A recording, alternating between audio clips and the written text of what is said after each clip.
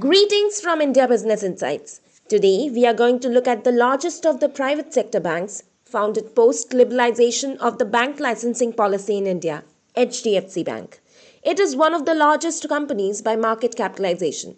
It is just behind Reliance Industries Limited and TCS in terms of market capitalization and is much bigger in terms of market cap than its much bigger PSU rival, the State Bank of India.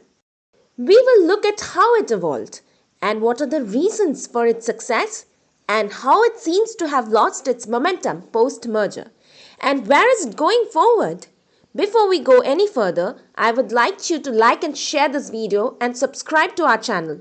Also, please remember to press the notification bell. While India had a highly evolved system of money transfers and letters of credit, even in historic times, the history of India's modern banking system dates back to 1770 with the establishment of the Bank of Hindustan in Calcutta. Since then, the country saw the establishment of many banks, some of which survived while some failed to. At the time of independence, almost all banks in India were privately held. These private sector banks were often accused of serving primarily the big businesses, which also owned these banks. In a highly populist move and to ensure that the benefits of banking reached wider sections of the population, the government of India under PM Indira Gandhi decided to nationalize 14 large banks in 1969. Later, during the emergency, a few more banks were nationalized. Post-nationalization, these banks expanded their branch network all across the country, particularly in rural areas and in previously unbanked regions. While the general public felt more secure in depositing money in government-owned banks, the nationalized banks became bloated with too many employees. Their working style became increasingly bureaucratic and inefficient, and their unions were against computerization and modern working methods coming up all over the world.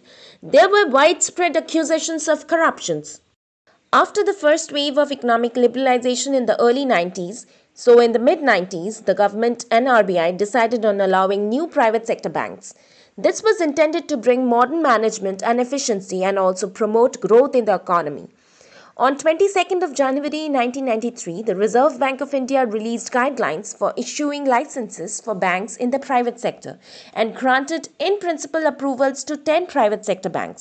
Among all the banks so established, HDFC Bank was amongst the first to receive an in-principle approval from the Reserve Bank of India to set up a bank in 1994.